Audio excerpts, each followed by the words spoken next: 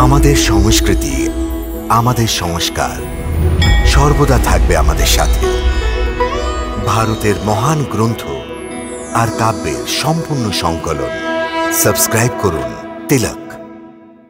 কখনো রাগের অভিনয় করতে হবে, হ্যাঁ, এখন আমাদের কখনো টকটক টকটক টকটক টকটক ঘোড়া হতে হবে, আবার কখনো হাতি হতে হবে। হ্যাঁ, কানা, এখন আমাদের এই মহল আনন্দে নেচে উঠবে, আনন্দে নাচতে থাকবে।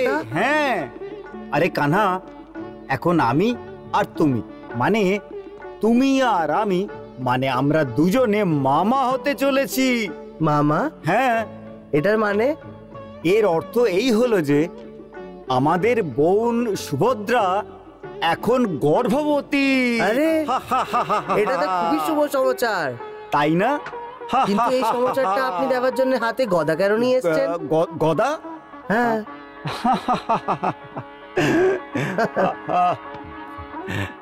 কানা, আসলে কি হয়েছে, আমি আখড়ায় গদা চালাচ্ছিলাম, ওখানে প্রতিহারী এসে আমাকে বলল কি ইন্দ্রপ্রস্থ থেকে কোনো দূত এসেছে। আমি ওকে দূতকে ডাকতে বললাম, ওখানেই ও আমাকে এই শুভ বার্তা শোনালো, আর ওই শুভ খবর তোমাকে শোনাবার জন্য আমি এখানে দৌড়ে চলে এলাম।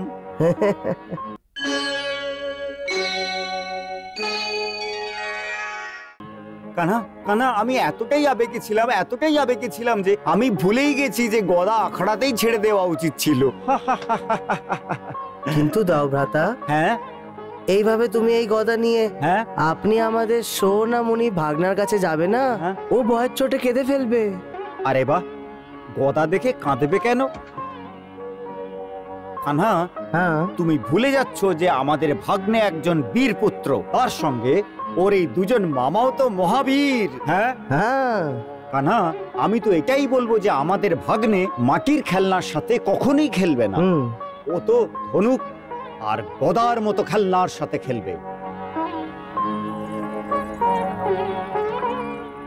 কানা, আমি তো ঠিক করে নিয়েছি। কি ঠিক করে নিয়েছো দাও ভ্রাতা? যে আমি নিজের ভাগ্নেকে পৃথিবীর সর্বশ্রেষ্ঠ গদাধর বানাবো। আমি ওকে গদা চালানো শেখাবো, আর যদি শেখার সময় ও কোনো ভুল করে ফেলে, তাহলে আমি ওকে এমন ভাবে বকা দেব যে ও কেঁদে ফেলবে। আরে হ্যাঁ, আর যখন ও কেঁদে ফেলবে, তাহলে ওকে মারানোর জন্য বাঁশুরি বাজাবো।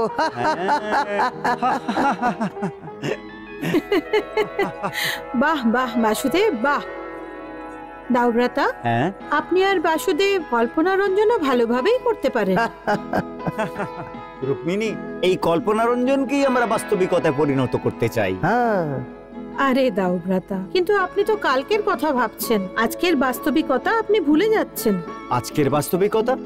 আজকের কি বাস্তবিকতা? আজকের বাস্তবিকতা এটা যে আমার প্রিয় ননদ রানী সুভদ্রা সন্তান সম্ভবা। এই শুভ সমাচার তো আমি আগেই পেয়ে গেছি। সংবাদটা আপনি অর্ধেকই শুনেছেন প্রভু। অর্ধেক মানে? মানে এই যে ইন্দ্রপ্রস্থে সুভদ্রার সাতভক্ষণের সমারোহ হতে চলেছে।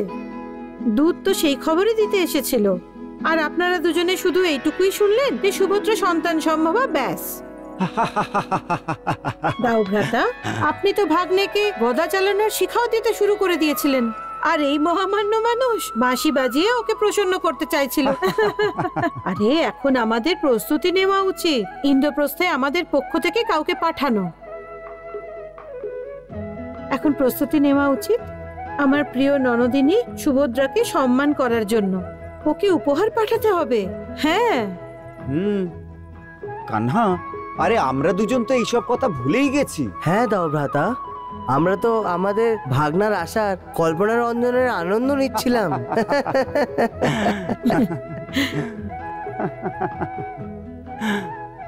কান্হা, আমি ভাবছি যে অক্রুর মহাশয়কে দিয়ে এইসব উপহার ইন্দ্রপ্রস্থতে পাঠিয়ে দেওয়া হোক।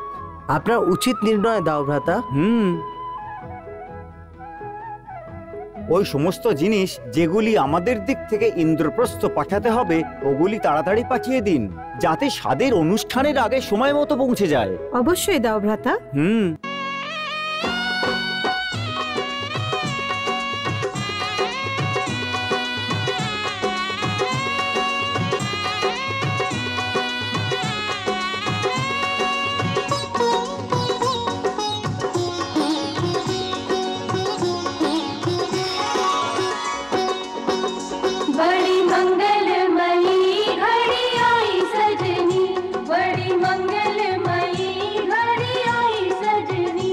जुग गोद भराए के